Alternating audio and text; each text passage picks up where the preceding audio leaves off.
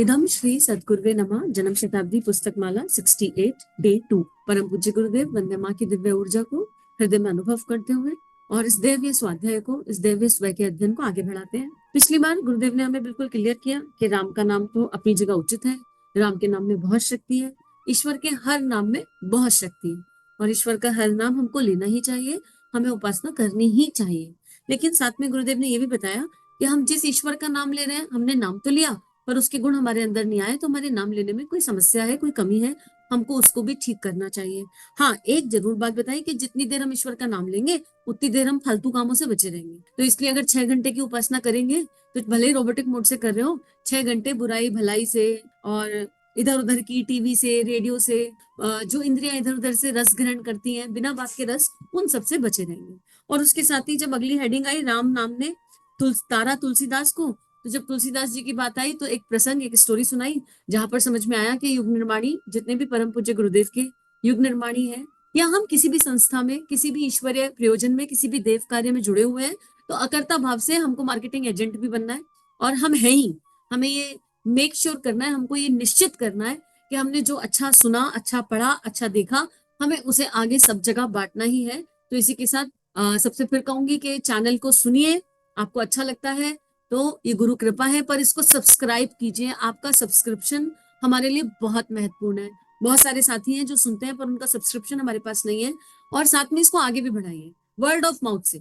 Word of mouth से कैसे आगे बढ़ाना है? आप अपने सोसाइटी ग्रुप्स में चैनल के लिंक को या जो ऑडियो आप सुने उस ऑडियो को फॉरवर्ड कीजिए और एक ऑडियो डाल दीजिए या एक रिटन मैसेज डाल दीजिए कि इससे आपने क्या सीखा।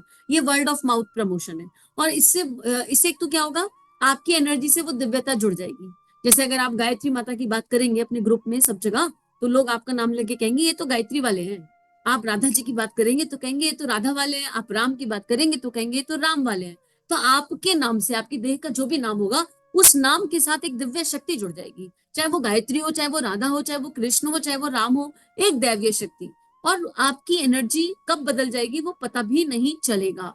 मतलब ये एक तरह का सर्टिफिकेट है कि कोई आपका नाम ले और आपके नाम के साथ जोड़ दे कि ये तो भगवान का नाम लेने वाले लोग हैं, ये तो बहुत पूजा पाठ करने वाले लोग हैं, ये तो इस वाले भगवान की पूजा करते हैं।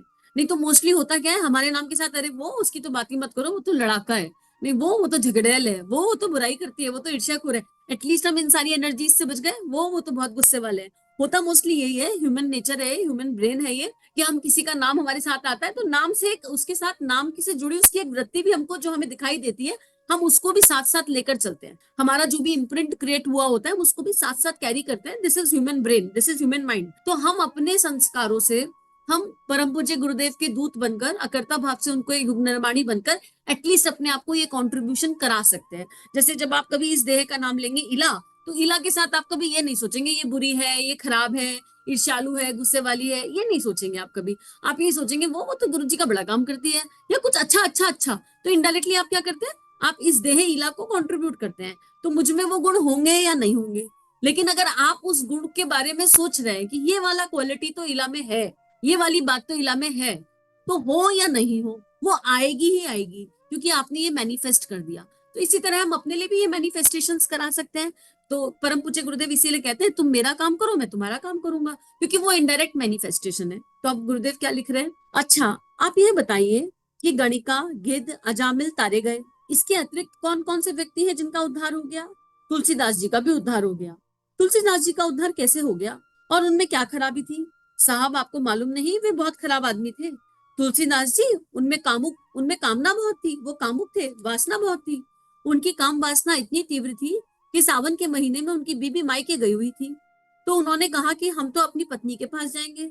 मुर्दे के ऊपर सवारी गांठ कर उन्होंने नदी पार करी। घर वाले सब सोए हुए थे तो पनाले को छलांग मारकर छत पर लेटे लटक रहे सांप को रस्सी समझकर ऊपर चढ़ गए और वहां जहां पहुंचे जहां सब सोए थे।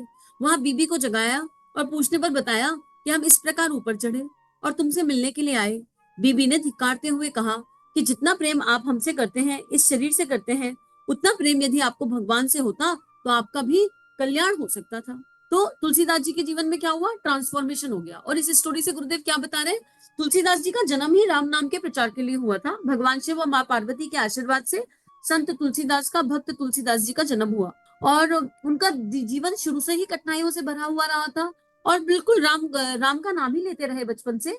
उसके बाद जब विवाह हुआ तो एक भटकाव आया, लेकिन वो भटकाव भी उनको दिव्य दिशा की ओर ले गया। तो इसमें गुरुदेव ये बता रहे हैं कि अगर हमारे अंदर कोई वृत्ति भी है ना, मान लो बहुत हाईएस्ट वृत्ति भी है, अगर उसका ट्रांसफॉर्मेशन हो जाए तो मैजिक हो जाएगा। जैसे तुलसीदास जी का मैजिक हुआ, उंगली माल का मैजिक हुआ, आम्रपाली का मैजिक हुआ। तो जब जीवन में कोई ऐसी दैवीय शक्ति आती है तो वो हमारे अंदर के विकारों को भी ट्रांसफॉर्म करके मैजिक करा देती है। तो हमें अपने विकारों से बिल्कुल डरना नहीं है, बिल्कुल भय नहीं रखना, लेकिन अंदर कुछ हो तो सही। अगर कुछ नेगेटिव एनर्जी है भी, नेगेटिव कोई वृत्ति है भी, तो परम पूज्य गुरुदेव का प्रेम इतना सशक्त है, इतना शक्तिशाली है कि उसको उसी स्पीड से, उसी पावर से पॉजिटिव कर देगा। तो हम पॉजिटिव काम करने लगेंगे, अच्छे काम करने लगेंगे। तो यहाँ पर ये समझ में आ रहा है कि अगर भगवान का नाम सही तरीके से लिया जाए, अगर ईश्वर की उस दिव्य तत्व से सही तरीके से अपने आप को जोड़ लिया जाए, तो हम प्रेजेंट में कहाँ है ये मैटर नहीं करता। हम इस समय क्या कर रहे हैं, हमने कितने बुरे कर्म पास्ट में किए, ये भी मैटर नहीं करेगा। बस ये वाले मूवमेंट से हम सही दिशा में बढ़ने लग जाएं, ये वाले एक मूवमेंट से हम उस उचित रास्ते को अपनाने का संकल्प कर लें, फिर बीते हुए जो कर्म हुए बीते कल में या बीते जीवन में, उनका फल आएगा, और वो निश्चित रूप से आएगा। लेकिन अंदर इतना संकल्प बल हो जाएगा, इतना श्रद्धा और भक्ति का और शक्ति का बल हो जाएगा कि कोई भी चैलेंज चैलेंज जैसा नहीं लगेगा, और जीवन को इस पल में जीने की आदत पड़ जाएगी। तो भगवान का नाम क्या करता है? सबसे पहली जो चीज करता है भगवान का नाम, वो मानव को भय से मुक्त कर देता है। हम हर तरह के फियर से बाहर आ जाते हैं। फियर होता कब है? फियर होता है भविष्य की चिंता से होता है। फियर अपनों की चिंता से, या तो अपने भविष्य या अपनों के भविष्य के बारे में सोच सोच के भय होता है। मतलब इतना निकट भविष्य भी, बच्चा स्कूल गया है, स्कूल से लौटकर आना है, बस थोड़ी आगे पीछे हो गई तो भी भय हो जाता है। तो फिगर, ये जो ब्रह्मांड है ये भय की ऊर्जा पर और प्रेम की ऊर्जा पर, इन दो ऊर्जाओं पे गतिशील है।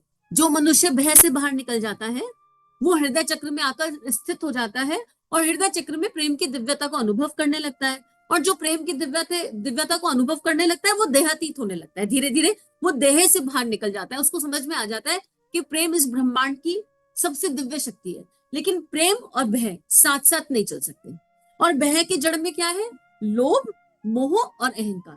भय की जड़ में ये तीनों चीजें हैं। इंसान को मान सम्मान खोने का भय होता है, किसी को रुपये पैसे का भय होता है, किसी को अपने अपने भविष्य का भय होता है। इसी तरह की बात होती है। तो गुरुदेव हमें यही समझा रहे हैं कि उच्चारण मात्र राम का नाम लेना नहीं है, राम पूरा जीवन में उतरना चाहिए। इसके बाद गोस्वामी तुलसीदास जी ने अपना रवैया पूरी तरह बदल लिया। रवैया बदल लेने के बाद जब राम का नाम लिया तो राम के नाम को अपनी जिंदगी में समावेश कर लिया, दोनों का समन्वय हो गया। तुलसीदास जी का राम नाम चमत्कार भी दिखाने लगा। कैसे? तुलसीदास चंदन घिसे तिलक देत रघुबीर। तुलसीदास जी के पास तिलक देने के लिए रघुवीर स्वयं पहुंचते थे। तो महाराज जी रामचंद्र जी क्या हमारे पास आएंगे? आ गए। आएंगे नहीं, आ गए। परम पूज्य गुरुदेव पंडित श्री राम शर्मा आचार्य श्री राम ही है। राम और श्री राम एक है, दुनिया जान ना पाई, और दोनों ही ने ही प्रेम की अलग है जगाई। सच मायने में दोनों ही अवतारी सत्ता है, हम समझे या ना समझे। तो राम हमारे पास आ गए, हम अनुभव कर लें कि हम भगवान श्री राम की शरण में बैठे हैं। तो भगवान श्री राम इसी क्षण परम पूज्य गुरुदेव और माँ भगवती देवी, माँ सीता के रूप में हमारे साथ साथ चल रहे हैं। आपके पास नहीं आएंगे, लेकिन क्यों नहीं आएंगे? इसलिए नहीं आएंगे कि तुलसीदास जी ने राम के नाम को ग्रहण करने के पश्चात राम की नीति से जीवन यापन किया, इसलिए उनके जीवन में चमत्कार आ गया था।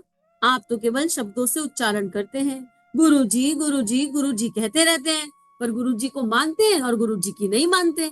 तो फिर कैसे गुरु जी राम बनकर आपके पास आ जाए? नहीं आ सकते हैं। अपनी कॉपी जांच लीजिए, अपने भीतर देख लीजिए, क्या गुरु जी की रीति नीति को फॉलो कर रहे हैं? गुरु जी के बताए हुए वैल्यूज प्रिंसिपल्स को जीने का अभ्यास प्रयास कर रहे हैं? अगर कर रहे हैं तो गुरुजी तो अंदर ही बसे हैं, गुरुजी कहीं दूर जा ही नहीं सकते। माता जी अंदर ही बैठी रहती है, कहीं जा ही नहीं सकती। लेकिन हम क्या करते हैं? हम केवल शब्दों से गुरुजी गुरुजी गुरुजी तो कहते हैं, और उसको भावना में, विचारणाओं में स्थान नहीं देते हैं। तो वो कह रहे हैं, गुरुदेव यही लिख रहे हैं कि आप मात्र शब्दों से उच्चारण करते हैं और अपनी जिंदगी में उन तत्वों का समावेश ही नहीं करना चाहते। तो फिर रामचंद्र जी आपका चंदन लगाने के लिए आपके पास कैसे आ सकते हैं? आप अपनी जिंदगी की बात क्यों नहीं कहते? नहीं साहब, हम तो शब्दों की बात कहते हैं। शब्द काफी होते हैं, शब्दों के साथ साथ में उनका बैकग्राउंड भी होना चाहिए। नहीं साहब, हम चेक काट देंगे। इतने रुपए का चेक काट देने से बैंक वाला उसे कैश नहीं करेगा और कहेगा ₹50 जमा है तो आप ₹45 का चेक काटिए, ₹49 का काट दीजिए, इससे ज्यादा का चेक आप नहीं काट सकते। मतलब चेक तो काटने की क्षमता है सब में, चेक साइन तो हम सारे कर सकते हैं, हमारे अकाउंट में बैलेंस है या नहीं? अकाउंट का बैलेंस कहाँ से आएगा? अकाउंट का बैलेंस भी तो देखना पड़ेगा। तो देह से राम नाम तो कर लिया, पर जिस देह से राम नाम कर रहे हैं उस देह का भीतर का बैलेंस कितना है? उस देह में भीतर सत्प्रवृत्तियां कितनी है? उस देह में भीतर पुण्य कर्म कितने हैं? पुण्य भावनाएं, दैवीय भावनाएं कितनी है? वो तो देखना पड़ेगा ना। या राम नाम की पर्ची है, राम नाम का चेक काटते जाए। और अगर फिर काटना ही है, अगर इसी तरह काटना है कि भीतर तो बदलना नहीं पर बाहर से चेक काटना है, तो करो 12 घंटे का जब, करके देख लो, अपने आप बदलाव आ जाएगा। क्यों? क्योंकि उन 12 घंटे कुछ फालतू सोच ही नहीं पाएंगे। बस संकल्प ले लो, आज से 12 घंटे का राम नाम करेंगे, राधा राधा करेंगे, गायत्री गायत्री करेंगे, कृष्ण कृष्ण करेंगे, जो भी नाम अच्छा लगता है वो करेंगे। अब क्या होगा? अब दिन भर ये कहेंगे अपने आप से, अरे अभी तो 2 ही घंटे का नाम हुआ है, अभी तो 3 ही घंटे का रहा है, हमको तो 12 घंटे का करना है, हमको तो 10 घंटे का करना है। इनडायरेक्टली चिंतन उस चेतनता, उस चेतन तत्व पर चिपक जाएगा कि ये नहीं हुआ या हुआ। पर क्या नहीं हुआ? राम नहीं हुआ। और क्या हुआ? राम हुआ। कितना हुआ? 4 घंटे हुआ। कितना नहीं हुआ? 8 घंटे का बाकी है। सारी कैलकुलेशन, सारी बुद्धि, सारी इंद्रियां इस कैलकुलेशन में निकलने लगेंगी, पर ये कैलकुलेशन राम नाम की तरफ ले जाएगी।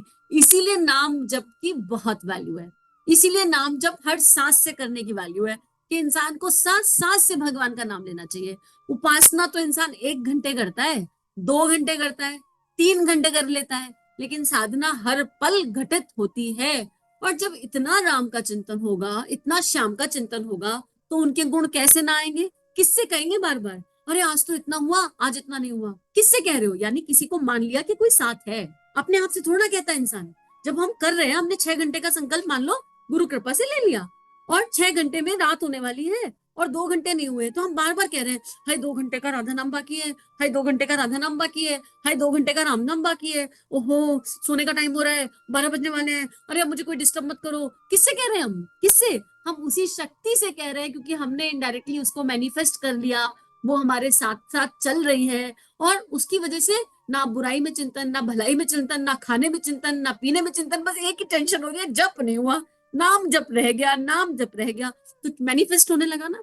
इसलिए नाम जप बहुत महत्वपूर्ण है, और इसीलिए राम से बड़ा राम का नाम, भगवान से बड़ा भगवान का नाम, और उससे भी ज्यादा भगवान का काम। और भगवान का एक काम है ये उपासना, भगवान का एक काम है आत्मनिर्माण, समाज की सबसे बड़ी सेवा। हमें अगर भगवान का काम करना है तो हमारा आत्मनिर्माण मैंडेटरी है। आत्मनिर्माण के बिना भगवान का काम नहीं हो सकता। हनुमान जी को रिद्धि सिद्धि कैसे मिली थी? हनुमान जी को सारी अष्टनिधि नवनिधि कैसे मिली थी? क्योंकि उन्होंने हर समय राम का नाम लिया, हर समय जन्म लेते ही राम का नाम, रोम रोम से राम का नाम होता था। इसलिए परम पूज्य गुरुदेव आज हमें नाम जप की ऊर्जा तक ले आए। तो अब हम चिंतन कर ले कि हम कितनी देर का संकल्प ले रहे हैं। बैठना, उपासना का संकल्प तो अलग है, वो तो चल ही रहा है। हम काम करते करते भगवान का नाम लेंगे दिन भर में। कितनी देर लेंगे? नाम जो आपके अंतस को अच्छा लगे। एक सरल नाम ले लो, बड़ा मंत्र दिक्कत होती है। राधा बोलो, कृष्ण बोलो, राम बोलो, श्याम बोलो, गिरधर बोलो, मीरा बोलो, अरे जो अच्छा लगता है वो बोलो। कोई दिव्य चेतना का नाम ठाकुर बोल लो, जो तुमको अच्छा लगता है वो बोलो। लेकिन संकल्प लो कि उपासना के सिवा कितने घंटे, है ना? और फिर 10-10, 15-15 मिनट के रिमाइंडर बिल्कुल टाइम से करना है, बिल्कुल टाइम से।